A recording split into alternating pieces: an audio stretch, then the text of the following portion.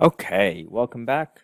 Today we're continuing on with some of our nutrition stuff as we move more into biochemical types of chemistry.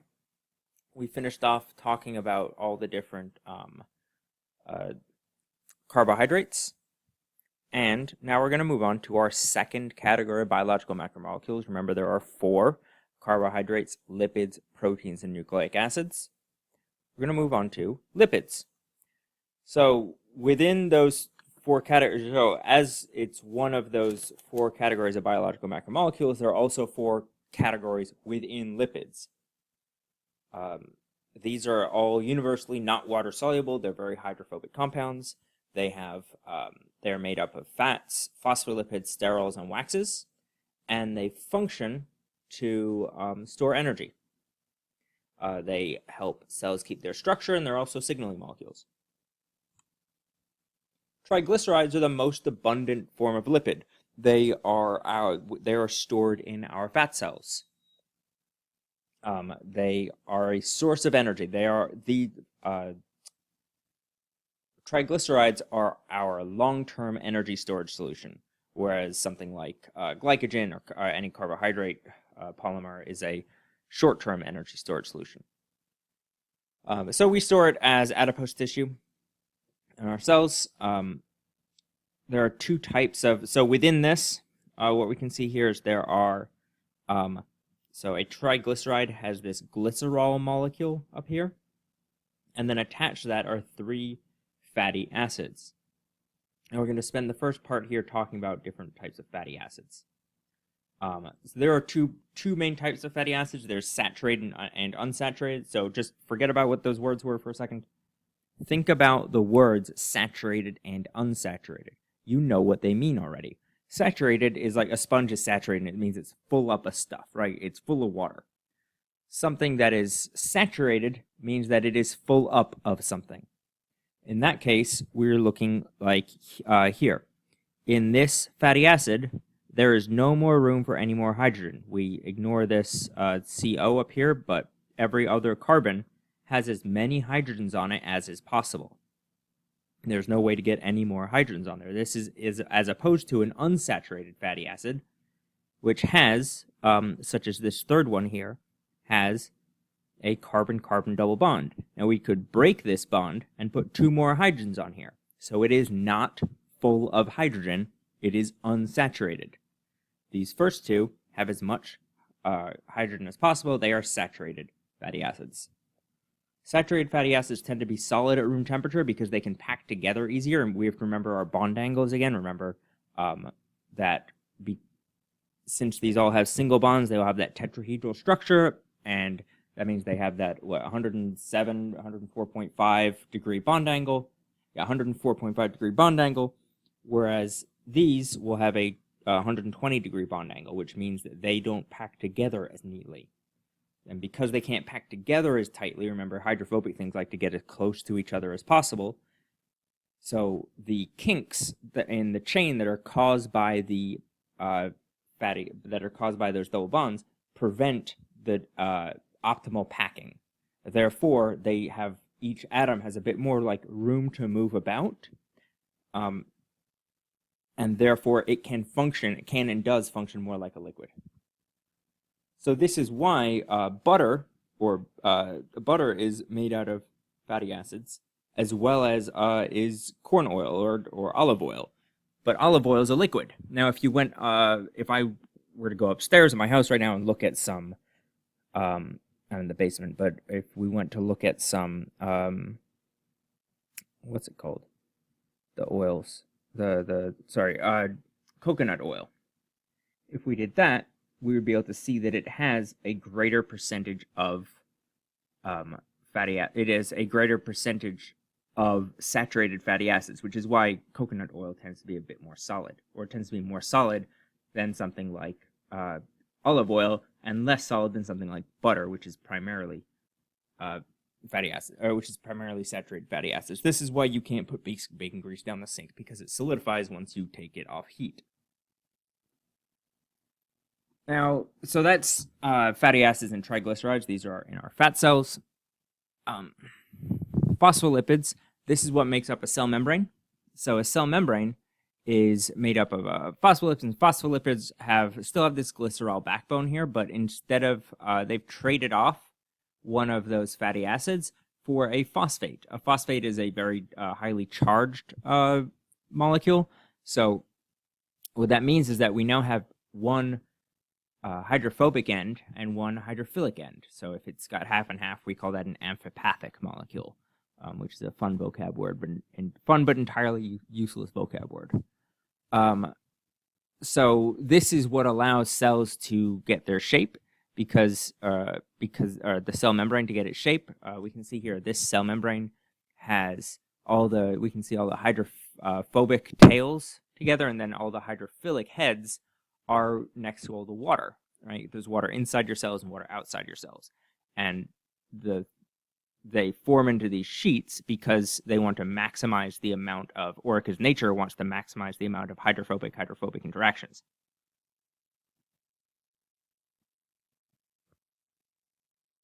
This would involve a lot of like board work, but I should explain that point further, but that's pretty much the gist of it. Sterols are arranged in a ring pattern, so they always have this 3 6-carbon ring units and then 1 5-carbon ring. They always have this shape. This is what is in. These are your estrogens, testosterones. These are bile salts, vitamin D. They can get into the cell membrane and sort of disrupt the packing, which is why people are concerned about cholesterol levels. They're primarily involved with signaling. They're signaling molecules. Waxes they're just long hydrocarbons. It's real simple, real easy. We're not going to talk about waxes very much, but they're involved with lubrication. They're just long hydrocarbons, and that's all it is. I don't know, bees make honeycombs out of them. So that was a sort of quick breeze through lipids, and we're going to get into proteins. Proteins are a bit more interesting, and we can talk about them a bit more now. So, proteins. What's up with proteins? Well, proteins are a third category of biological macromolecules. They are the most diverse in terms of form and function. They are made up of they have a total of 20 monomers, and these monomers are called amino acids. They're called amino acids because on one side they have an amino group, and on the other side they have an acid, a carboxylic acid. They also have something called an R group. R in organic chemistry is just sort of whatever. It's a placeholder. So it just stands for, it means that this is something that can change. So every amino acid has this structure, except that there are 20 different types of R group, ranging from something that's real big to just a single methyl group, or even just a single hydrogen. There are broadly speaking 4 major types of proteins. There are transport, storage, structural, and enzymatic proteins. Transport, storage, structure, these are all pretty self-explanatory. Enzymes, these are catalysts. They are catalysts that are also proteins, right? So we know what a catalyst is something that speeds up a reaction. But if we drew like a Venn diagram, right, we could have catalysts. Not all catalysts are proteins. Not all proteins are catalysts, but the ones that are both, those are enzymes. Come on. Proteins are, again, they're a polymer. They're a chain of amino acids. They're linked by covalent bonds. These are actually very special. They have some sort of interesting characteristics to them, which we don't need to get into, but they're a very important type of bonds, so they get their own fancy name. They're called peptide bonds. And the polymer, the specific name for a polymer of amino acids is technically a polypeptide. So this links the amino group of one amino acid with the carboxyl group of the next. So if we go back here, we can just take this whole thing, and then we take another one and we plop it on the side, and then we take another one and we plop it on the side again, much like this. This is we have methionine, alanine, leucine, and tryptophan, and we can see here that alanine just has a single methyl group, whereas methionine has a couple of these things, a couple of carbons and a sulfur, and then tryptophan is a real chunky thing, and it's got this two ring structure. So each of these is connected to each other by a condensation reaction. Now it's a condensation reaction because we're taking two smaller things and turning them into one bigger thing, and now water comes out. When we talk about proteins, we're actually going to talk about protein, or when we talk about the structure of a protein, right? So this is a protein called DNA ligase. I worked on this for many years.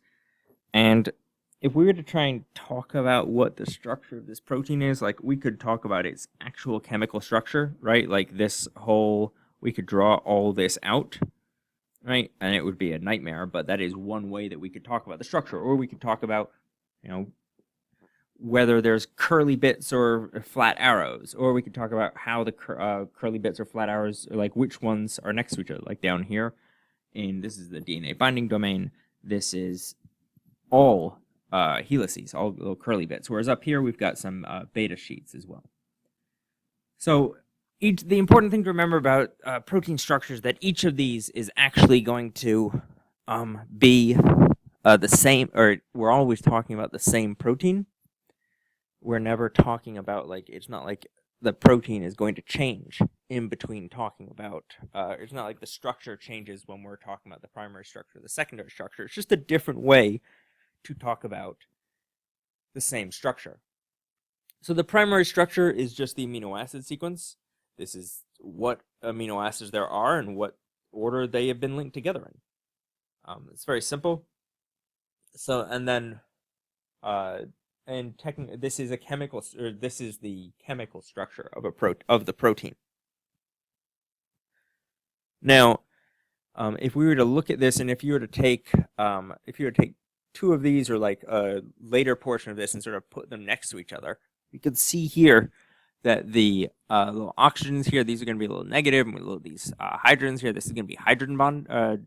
We could take a separate one of these and sort of put it up top here, such that we have the hydrogens here sort of interact. Oh, what the hell happened there? Interacting with the oxygens, and continue, and we have more interactions here with the next hydrogen and the next hydrogen and the next hydrogen. We can see that they could kind of line up together very neatly. Please let me have the. I want to get rid of this, please. I don't understand why it's not letting me. There we go. So, if we were to take, so the primary structure is whether or not they are, or is the order of the amino acids in those individual chemical structures.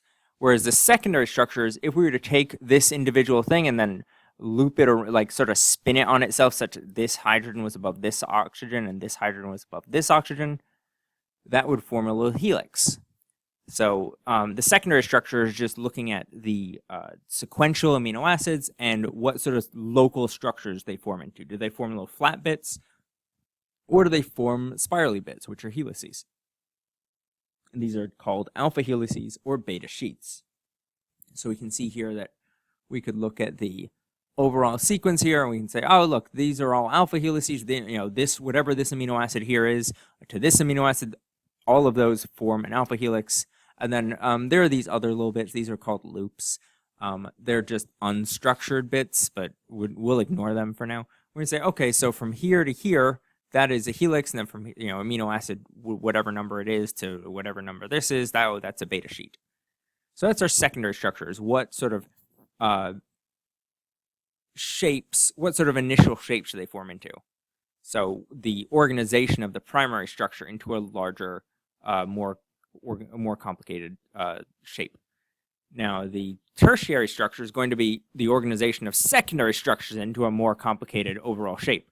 So here we have many secondary structures interacting to form the overall shape of a protein. Excuse me.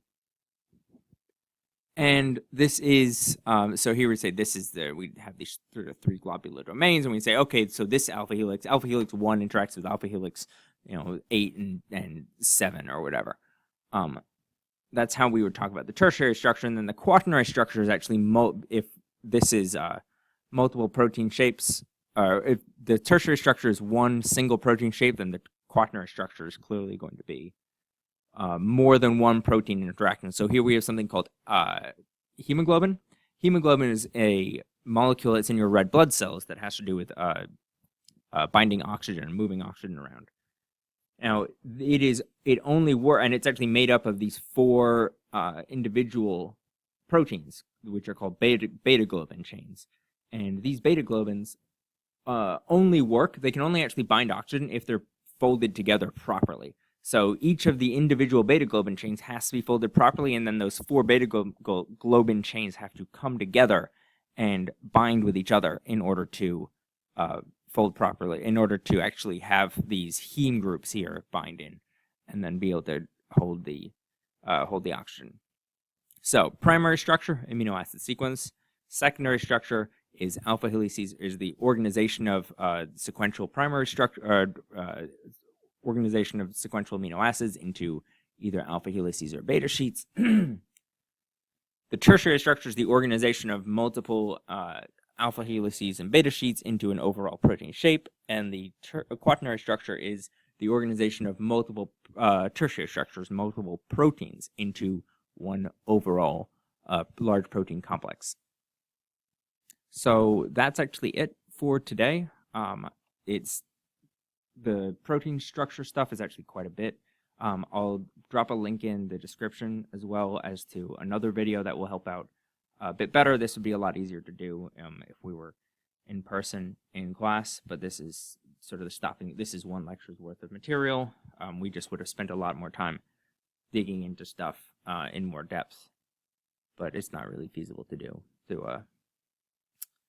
in our current sort of remote learning state. So here's the quiz. I will put, hopefully I get it up tonight. I don't know. It depends on how fussy my daughter is. I will put this up tonight on to Canvas, and I will, so that you can take an end-of-class quiz. So I hope everyone is staying safe, staying home, washing your hands, and I don't know, relax a bit.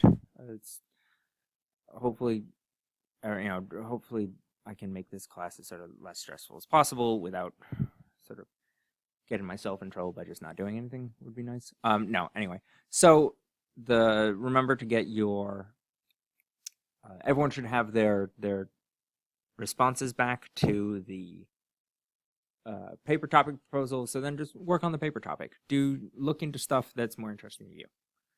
Have a great day.